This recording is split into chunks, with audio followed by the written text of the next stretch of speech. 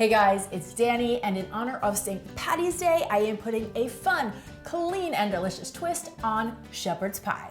I'm gonna turn them inside out and make shepherd pie muffin cups. So good. Now before we get started, just a reminder that we post new videos every Monday and Thursday at 11 a.m. Eastern Standard Time. So if you are already subscribed, make sure you hit that notification bell right up by the subscribe box, because this way, every time a new video goes up, you are automatically notified and you are guaranteed to never miss a thing. And if you're not already subscribed, then you'll have to subscribe first, then hit that bell, and we'll all be on the same page.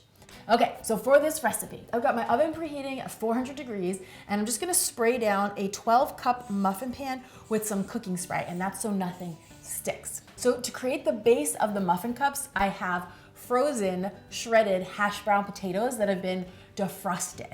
Now you need 2.5 cups, which is equivalent to 20 ounces. And then what I do is I evenly divide it amongst the 12 cups and then gently push it down into the bottom and then up around the sides. You wanna make sure that it's packed in there nice and tight, because this is gonna create the base of our muffin cups. Once I've got them all ready to go, I'm gonna pop them into the oven for 20 to 25 minutes or until they've become slightly golden, and you'll notice that the edges of the potatoes are starting to pull away from the sides of the pan. So let's chat potatoes for just a moment, shall we?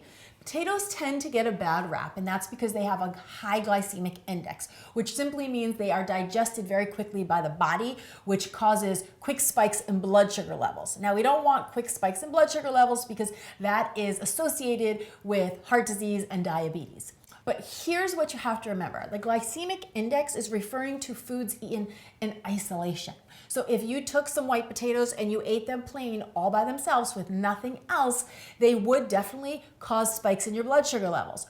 But when you put it in context of a meal, that changes, because when you eat them with protein, fat, acid, and or fiber, it slows the digestion down, which in turn lowers the glycemic index. So you have to remember to always take the information that you're hearing and put it into context. So while the potatoes are in the oven cooking, we're gonna work on the filling. I've got a nice large nonstick saute pan heating up over a medium heat, and to that I'm adding just a tablespoon of olive oil. And once that's heated through, in goes a pound of ground turkey along with some salt, pepper, and a teaspoon of ground thyme.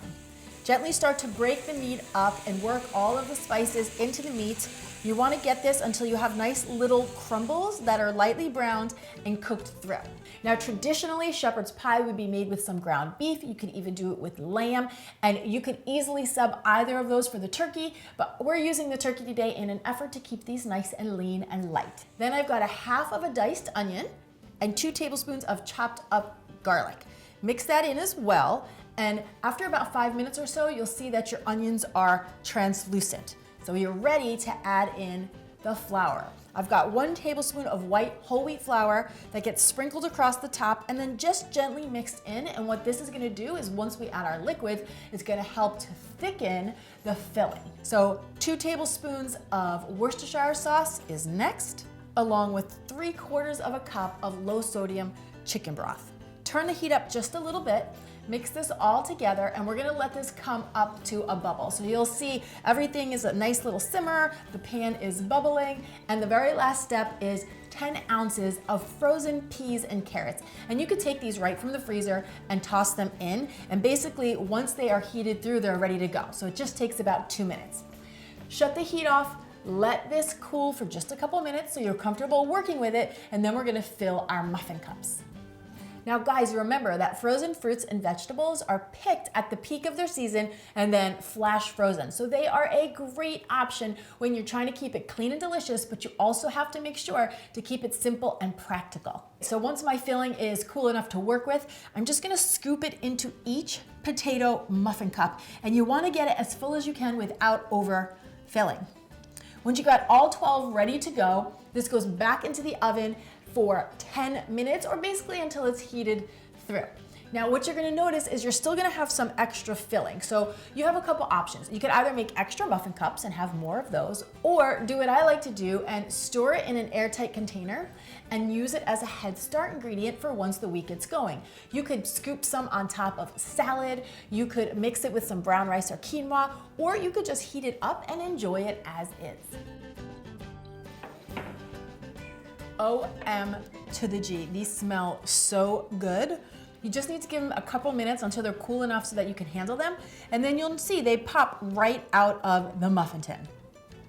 These are seriously such a fun, clean and delicious way to celebrate St. Paddy's Day. You've got your carbs, your proteins, your healthy fats, your veggies, all in one little muffin cup.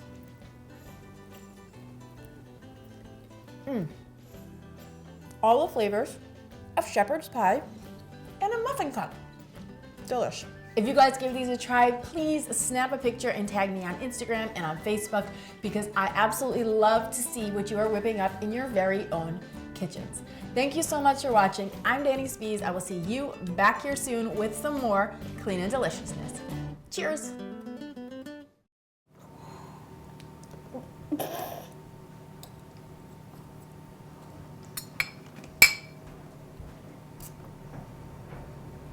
What do you think about it? Thumbs up? Clean and delicious, and you know my mom don't mess around with healthy food.